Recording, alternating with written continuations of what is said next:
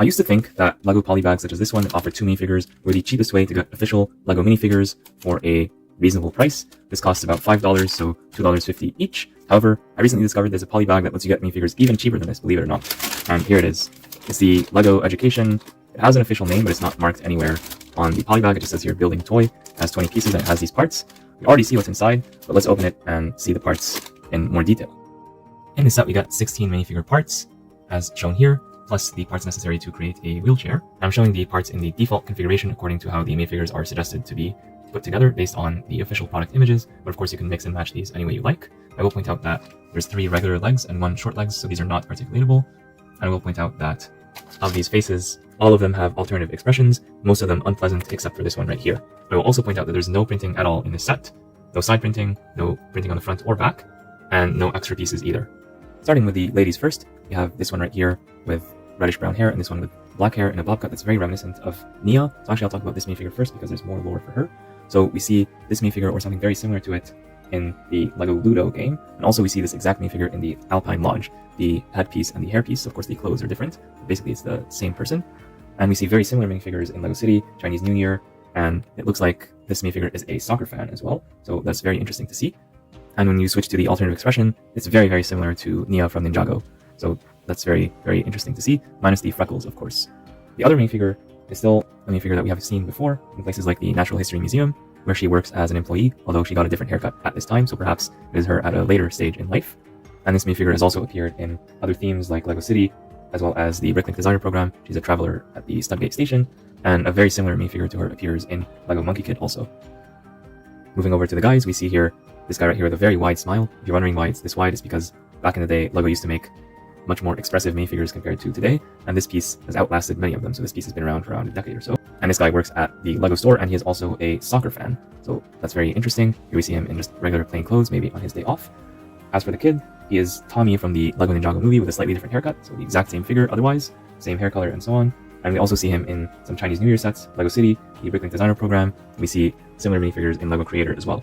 So this guy has been going around the LEGO City universe, that's for sure. So quite interesting minifigures despite the total lack of printing. I guess these stories make up for it. They also have alternative expressions for when things are not going very well. So perhaps they dropped some ice cream, or perhaps they lost a LEGO piece, a piece of resistance or something like that. So now they're very sad. The set also comes with a standard LEGO City wheelchair. We have seen this before in other sets, but it's good to get it here. And this basically can be used by any of the minifigures except the one with the shortest legs. And by default, it is this minifigure who is in the wheelchair according to the product images, but it could be a different minifigure if you so choose. And the minifigure can basically roll the wheels himself, or there could be another minifigure pushing him or her using these handle pieces. So that is nice to see. So what are my overall thoughts on just this set on its own? Well, we do get here 4 minifigures for the price of 2, although these 2 are printed obviously, so these 2 are better objectively, but here you got 4 minifigures instead of 2, or instead of 1 collectible minifigure for the same price. So I do have to say that the value is definitely there. This is the literal cheapest way that you can get LEGO minifigures, and now that I think about it, if you swap them around, you can create even more combinations. So if you get multiples of these, you can do something like this. You can swap the legs and hair pieces around to create minifigures that are more visually consistent. So I do like the green with green, blue with blue, and magenta with purple. The red and orange is not quite an exact match, but it's the only one remaining, and it's close enough, I guess.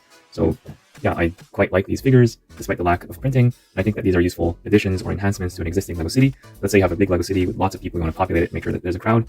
You're going to have figures like this that you want to be at the front with nice printing and so on. So you're going to want to have this here. You're going to want to have people from different specialties, maybe some scientists or historic figures or people in costume. It's nice to have figures like this at the front. And by the way, this is from the Natural History Museum, and these 2 are from the LEGO Ideas STEM set. So check out that video if you have not already. This is also from the museum. And you also add some fantasy characters like the ones from Ninjago, for example. And basically, yeah, you can throw these minifigures in between, and they're not going to be as noticeably plain when you throw them in a crowd if you don't put too much focus on them. So it's nice to have lots of LEGO minifigures like this. And if you just want figures, you don't care about these specific details, then I think this set is a good idea to increase your minifigure count quickly. Or if you need to give away some minifigures at a birthday party or something like that, then this pack would also be a good idea. If you're looking for licensed minifigures or specialized minifigures for something like Ninjago or Marvel, then probably just go with those polybags instead. So you're going to want to get something like this instead. So it all depends on what you want to do. And if you're looking for fancy minifigures with side printing and extra accessories and really fancy stuff, then the collectible minifigures is the way to go. So I'm happy that LEGO offers various minifigures at different price points, so you can get the minifigures that are most suited to your needs, and you can use them to populate your LEGO City or play with them.